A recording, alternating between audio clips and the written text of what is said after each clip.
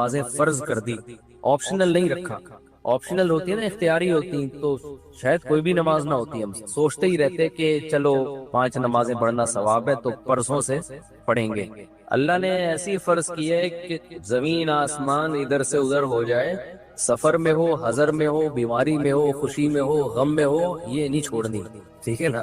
تو مجبور ہیں بھائی. اللہ نے کہا کہ میں کوئی عذر مانوں گا ہی نہیں، سفر ہو کچھ بھی ہو پڑھنی ہے. ہم پہ ڈال دی جاتی کہ ٹینشن میں ہو تو چھوڑ دو، خوشی میں ہو تو پڑھ لو. تو ہم تو یہی سوچتے رہتے ہیں ابھی تھکاوٹ ہے، آج رات دیر سے سویا ہوں تو فجر میں اٹھ گئے تو نیند پوری نہیں ہوگی، تو ایسا کریں گے 11 بجے پڑھ لیں گے. یہی سوچتے رہتے ہیں. اللہ میاں نے کہا کہ رات دیر سے سو، جلدی سو، یہ تمہاری ٹینشن نہیں ہے، یہ تمہاری ٹینشن ہے، یہ میرا مسئلہ نہیں ہے. میں نے کہہ دیا ہے فجر کا مطلب فجر ہے، ظہر کا مطلب ظہر ہے، عصر کا مطلب عصر ہے.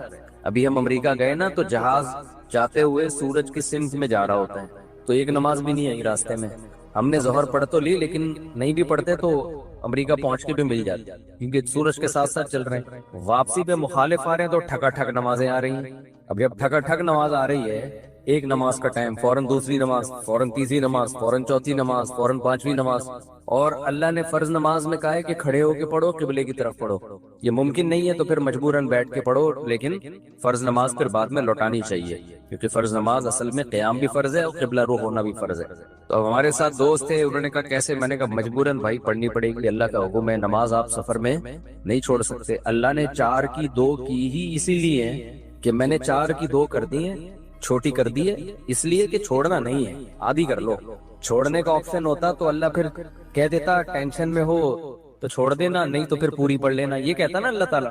اب جب نماز کا ٹائم آیا، ہم نے کہا بھائی نماز پڑھنی ہے، تو وہ نماز میں جہاز میں جگہ کہاں دیتے ہیں. خیر ہم نے ریکویسٹ کی تو جگہ آگے، انہوں نے کہا آگے جا کے پڑھ لو. تو ہم نے کیا کیا، ہم نے کہا بھائی آج کل ایک ایپ آ رہی ہے جو لوگ جہازوں میں سفر کرتے ہیں، اس کا نام ہے حلال فری کر کے کچھ ہے، نام بھول گیا میں، بڑا زبردست نام ہے، آپ لوگ نوٹ کر لیں. وہ کبھی جہاز میں سفر ہو نا، حلال ٹرپ، یہ ایپ ڈاؤن لوڈ کر لیں اپنے موبائل میں. اور اگر ڈاؤن لوڈ نہیں ہو رہی تو ڈائریکٹ گوگل پہ بھی سرچ کی جا سکتی ہے، حلال ٹرپ گوگل پہ لکھیں تو وہ ایک ویب سائٹ آ جائے گی، وہ کھولیں، وہ آپ سے مانگے گا جہاز کے ٹائمنگ کیا ہے، کدھر سے کدھر جا رہا ہے، کیا تاریخ ہے. آپ اس میں ڈالیں گے ٹھک کر کے، وہ بتا دے گا کہ آپ کی جو گھڑی میں اس وقت ٹائم ہو رہا ہے اس کے مطابق فجر کتنے بجے، ظہر کتنے بجے، عصر کتنے بجے، مغرب کتنے بجے، عشاء کتنے بجے، اور اتنے بجے قبلہ کہاں ہوگا، اتنے بجے قبلہ جہاز میں کس سمت میں ہوگا.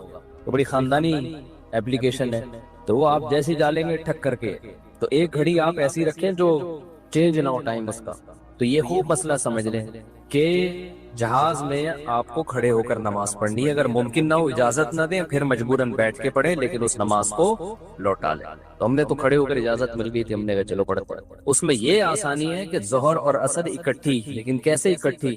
اس طرح سے اکٹھی کہ ہم نے دیکھا کہ ظہر کا ٹائم ختم ہو رہا ہے، فرض کریں 5 بجے ختم ہو رہا ہے، اور عصر کا ٹائم 5 بجے شروع ہو رہا ہے. تو ہم نے کیا کیا، وضو کر لیا، کیونکہ جہاز کے واش روم میں وضو کرنا بھی آسان کام نہیں ہے. تمیز سے وضو کیا کرو، وہاں پہ ایسا کیچڑ نہ کر دو کہ وہ بولیں نمازیوں پہ پابندی لگا دیں.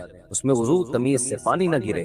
میں تو وضو کر کے ٹیشو سے سب نیچے صاف کرتا ہوں تاکہ کوئی نیا بندہ جائے نا، وہ یہ نہ کہے یہ مولویوں کی وجہ سے دیکھو کیچڑ کتنا ہو گیا، پورا امیج نہ جائے. صاف ستھرا کر کے بالکل، اس میں کوئی بات نہیں، ہاتھ خراب ہو جائے گا اس کو دھو لو آرام سے، لیکن امیج اپنا خراب نہ کرو کہ یار یہ نمازی لوگ جب بھی جہاز میں آتے ہیں کیچڑ کر کے جاتے ہیں. ایک نے مجھے بتایا پائلٹ نے کہ ہم کہیں جا رہے تھے، کہیں اجتماع تھا، تو سارے نمازی بیٹھے ہوئے تھے جہاز میں، تو کہہ رہے جہاز کی حالت یہ ہو گئی تھی کہ جیسے کوئی تالاب بنا ہوا ہوتا ہے، سارے وضو کر کر کے آ رہے ہیں گیلے پاؤں کے ساتھ پورے جہاز میں نا، کہتے ہیں ایسا کیچڑ ہم نے زندگی میں کبھی نہیں دیکھا جہاز میں. تو کتنا برا امیج گیا نا.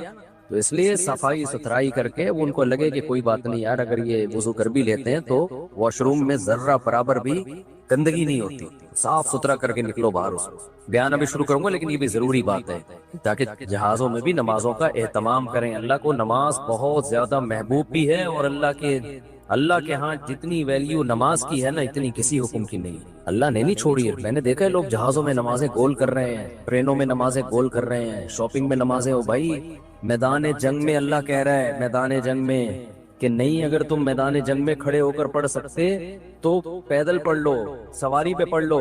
اے اللہ بعد میں پڑھ لیں گے نا، جنگ سے جب فارغ ہو جائیں گے پھر پڑھ لیں گے، ابھی کیا ٹینشن ہے. اللہ نے کہا ان الصلاۃ کانت علی المؤمنین کتابا موقوتا، نماز مومنین پر مقررہ اوقات میں فرض ہے، یہ نہیں ہے کہ بعد میں پڑھ لو۔ کتنے آرام سے کہتے ہیں بھی سفر میں ابھی کہاں جائیں کیا کریں، نہیں بھائی، نمازی آدمی زمین آسمان ادھر سے ادھر ہو جائے وہ کہتا ہے بھائی چھوڑنی نہیں ہے، کچھ بھی ہو جائے۔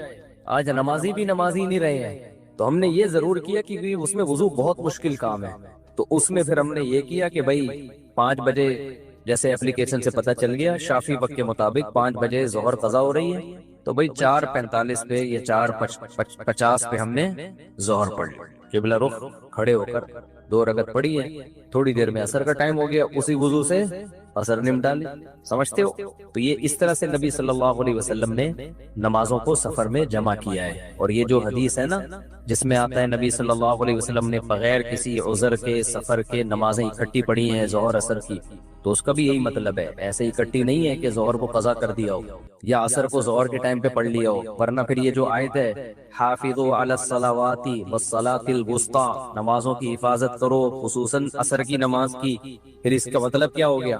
اس کا تو پھر مطلب ہی نہیں بنتا کوئی، تو حدیث کی وہ تشریح کی جائے گی جو قرآن سے میچ کر رہی ہو۔ تو اس طرح سے پھر مغرب عشاء بھی ایسے پڑھ سکتے ہیں آپ، مغرب کو ڈیلے کر دیا، عام حالات میں یہ مناسب نہیں ہے، نبی صلی اللہ علیہ وسلم کا معمول نہیں تھا، لیکن کبھی کبھار کوئی عذر ہو تو اس طرح سے ڈیلے کیا جا سکتا ہے۔ تو مغرب کو تھوڑا ڈیلے کیا عشاء کے قریب، صحیح بخاری کی حدیث ہے، اس میں حضرت عبداللہ بن عمر نے اسی طرح جمع کیا ہے کہ مغرب پڑھی تلبس یسیرا، تھوڑی دیر ٹھہرے پھر عشاء پڑھ لی۔ تو اس سے پتہ چلتا ہے کہ جن حدیثوں میں آتا ہے اکٹھی پڑھی ہیں تو ان کا یہ مطلب ہے جو بخاری میں بیان۔ خیر ابھی یہ ٹاپک نہیں ہے کیونکہ لوگ کہتے ہیں کہ یہ لوگ حدیثوں کو نہیں مانتے، حدیثوں میں تو 2 نمازیں اکٹھی پڑھنے کا ہے، ہم مانتے ہیں اکٹھی، لیکن اکٹھی کا مطلب کیا ہے؟ تو خلاصہ یہ کہ کسی قیمت پہ بھائی نماز قضا بولو مت کرو۔ دیکھو بار بار ایک بات بیان کرتا ہوں، اللہ کے حکم میں آسانی ہے، لچک نہیں ہے، کیونکہ دنیا میں کوئی بھی قانون ساز اپنے قانون کو ہلکا نہیں سمجھتا۔ دنیا میں جو بھی حکومت ہوتی ہے قانون بنائے اور یہ کہے کہ یہ لازم ہے، اس کے بعد پھر وہ لازم نہ کرے، اور تو اس کا مطلب خود اپنے قانون کی ویلیو کو وہ ڈی ویلیو کر رہی ہے، یہی مطلب ہو گیا نا۔ دنیا میں کوئی یہ نہیں کرتا، تو اللہ قانون بنائے اور کہے کہ یہ فرض ہے، سفر میں بھی فرض ہے، حضر میں بھی فرض ہے، پھر اللہ کہ چلو میں نے کہہ تو دیا باقی تمہاری مرضی۔ نا نا نا نا نا، صحیح ہے، اللہ نے کہہ دیا اب ہے تو ہے، اب آپشنل نہیں ہے۔ رمضان کے بار بار میں بتاتا ہوں نا، روزے میں مزدور کو بھی روزہ رکھنا پڑے گا، کتنی سخت گرمی ہو، کیونکہ اللہ نے قانون بنا دیا بھائی بیماری میں سفر میں چھوڑ سکتے ہو، اس کا مطلب تیسرا کوئی عذر نہیں ہے، رکھنا پڑے گا۔ تو اس لیے جو فرائض ہے نا واجبات فرائض، اس میں اللہ کے قانون آسان ضرور ہے، لچکدار نہیں ہے، جب ہے تو ہے۔ اسی میں ایک اور مسئلہ آ گیا عدت کا، کسی عورت کے شوہر کا انتقال ہو جائے، اللہ نے قانون بنا دیا، آسان قانون بنایا۔ زمانہ جاہلیت میں بہت مشکل تھا، جب کسی عورت کے شوہر کا انتقال ہوتا تھا تو زمانہ جاہلیت میں عورت 2 سال عدت گزارتی تھی۔ کتنی؟ 2 سال، اور اس 2 سال میں وہ میلی کچیلی رہتی تھی، یہاں تک بھی بعض روایات میں آتا ہے اس کی جگہ کو گندا رکھا جاتا تھا، مینگنیاں لا کے ڈال دی جاتی تھی گند میں رہے۔ اسلام نے اس حکم کو ختم کیا، یہ ظلم ہے عورت کے اوپر۔ اللہ نے حکم دیا 4 مہینے 10 دن بس، اور اس میں میلی کچیلی نہیں رہے گی، نہائے دھوئے، بس زینت اختیار نہیں کرے گی، زیور نہ پہنے، خوشبو کا استعمال نہ کرے، زینت اختیار نہ کرے، باقی نارمل رہے، گھر سے باہر نہ نکلے۔ وہ ایک صحابیہ نے نبی صلی اللہ علیہ وسلم سے اجازت چاہی کہ بھئی 4 مہینے 10 دن میں یوں کر لوں، میں فلانی جگہ چلے جاؤں۔ آپ نے فرمایا اللہ تعالیٰ نے تمہیں یہ آسانی دی ہے کہ وہ زمانہ جاہلیت کا حکم اللہ نے منسوخ کر دیا، اب اتنی آسانی دے دی، تو اب اس حکم کو فالو کرنا پڑے گا۔ اب آج کل خواتین کیا کرتی ہیں، شوہر کی ڈیتھ ہوئی، جو دیندار نہیں ہے ان کی تو بات ہی نہیں کر رہا نا، ان کی نظر میں تو عدت ودت کی کوئی 2 ٹکے کی حیثیت ہی نہیں ہے، وہ تو اس کو تقیانوسی حکام سمجھتی ہیں۔ لیکن جو دیندار ہیں وہ بھی بھائی، وہ ڈیتھ ہوئی، شوہر کا چہرہ دیکھنے کے لیے جا رہی ہیں اسپتال، پھر وہ فلانے کے کام سے جانا ہے تو آج فلانے کے کام سے جانا ہے، تو آج یوں کرنا ہے، آج یہ کرنا ہے، یہ فلانے پورشن میں چلی جاتی ہوں، ماموں کے گھر جا کے عدت گزار لیتی ہوں۔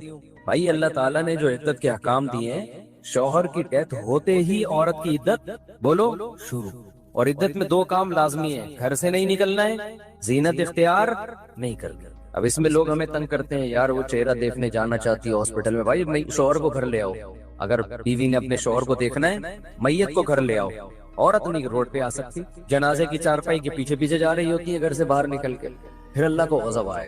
جب میں نے ایک آرڈر دے دیا ہے اس کو ہلکا کیوں لے رہے ہو؟ عیادت کے لیے نہیں جا سکتی وہ، سمجھ رہے کہ بھئی فلاں بیمار ہے تو چلو میں عیادت کے لیے چلی جاؤں، فلاں کی ڈیتھ ہو گئی چلو میں تعزیت کے لیے، حج ختم ہو جاتا ہے اس سے۔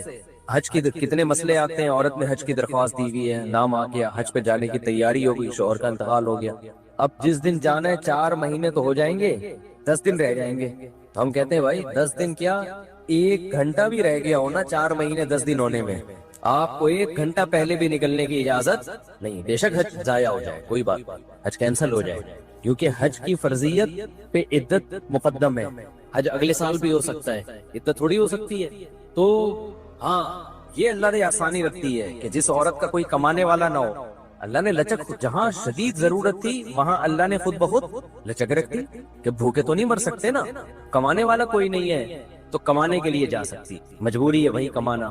اس میں فقہاء نے بیان کیا دن میں جائے بغیر زینت اختیار کیے، اور دن میں واپس آ جائے، اور صرف کمانے کی حد تک باہر نکلے، ادھر ادھر نہ جائے۔ اب اس میں خواتین یہ کیوں ایسے کیا، بھائی اللہ کا حکم ہے، اب اس میں آپ کو چونو چرا کی اجازت بولو نہیں، بس آرڈر دے دیا۔ پھر اللہ نے یہ بھی حکم نازل کر دیا کہ اگر عورت پریگننسی میں ہے تو بچہ ہوتے ہی اس کی عدت ختم ہو جائے گی۔ دیکھو ہمارے نبی صلی اللہ علیہ وسلم بھی اللہ کے آرڈر کے سامنے کیسے اپنی عقل نہیں استعمال کرتے تھے۔ ایک صحابیہ کو حمل تھا، ان کے شوہر کی ڈیتھ ہوئی ہے اور ادھر بچہ پیدا ہو گیا، ادھر ڈیتھ ہوئی اور ادھر فوراً ہی، اب ان کو خیال ہوا بھائی اتنی جلدی تو عدت پوری نہیں ہوتی، تو کیا کر رہے ہیں، نبی نے سے مسئلہ پوچھا گیا، آپ نے فرمایا ختم۔ جب اللہ نے کہہ دیا وَأُولَاتُ الْأَحْمَالِ أَجَلُهُنَّ أَن يَضَعْنَ حَمْلَهُنَّ، کہ حمل والی عورت کی عدت یہ ہے کہ بچہ جن لے، تو بچہ جن دیا تو اللہ نے تو نہیں کہا کہ 1 سیکنڈ بعد جنے یا 1 سال کے بعد جنے، اللہ نے یہ کہا ہے اللہ نے قرآن میں۔ تو ہمارے نبی بھی اللہ کے حکم کو کیسے فالو کرتے تھے نا۔ اگر یہی بچہ پہلے پیدا ہو جاتا، پیدا ہوتے ہی شوہر کی موت ہو جاتی، فقہا بہت باریک مسائل بیان کرتے ہیں، اور آج کل کے اسکالر نا ان کا مذاق اڑاتے ہیں کہ دیکھو یہ اتنی باتوں میں لوگوں کو الجھایا ہوا ہے۔ فقہا نے بیان کیا ہے کہ ادھر بچہ پیدا ہوا، کیونکہ ایسا ممکن ہے، قانون جب لکھا جاتا ہے تو امکان کو بھی لکھا جاتا ہے کہ ابھی آدھا بچہ پیدا ہوا ہے اور شوہر کی ڈیتھ ہو گئی تو کیا ہوگا۔ ایک ہے بچہ پیدا ہوتے ہی شوہر کی ڈیتھ ہو جائے، تو بچہ چونکہ پہلے پیدا ہوا ہے، شوہر کی ڈیتھ بعد میں ہوئی ہے، تو اب عدت کیا ہوگی، اب 4 مہینے 10 دن چلے گی۔ ادھر شوہر کی ڈیتھ ہوئی اور فوراً بچہ پیدا ہو گیا تو عدت ختم۔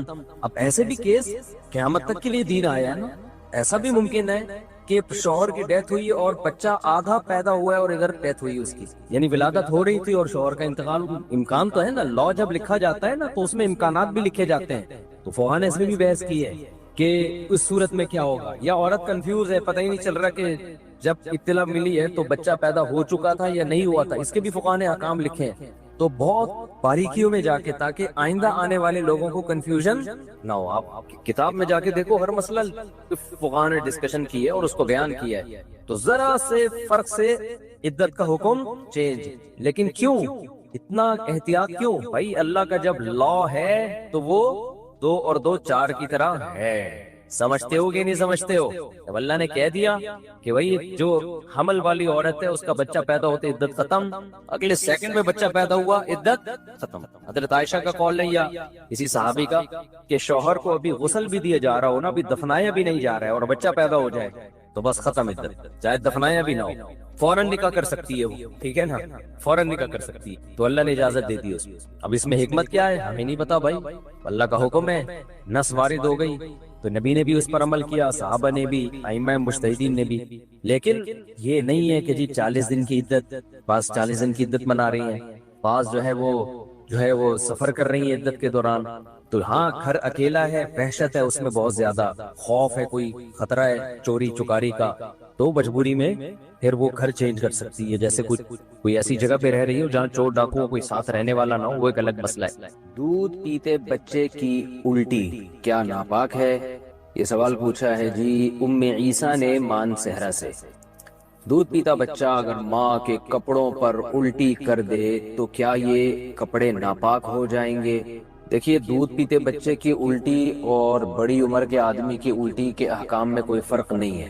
اگر منہ بھر کے الٹی ہوئی ہے، یعنی منہ بھر کا مطلب کہ بہت زیادہ الٹی ہوئی ہے اور منہ فل جیسے بھر جاتا ہے، تو چاہے بڑے کی الٹی ہو یا بچے کی الٹی ہو، دونوں ناپاک ہیں۔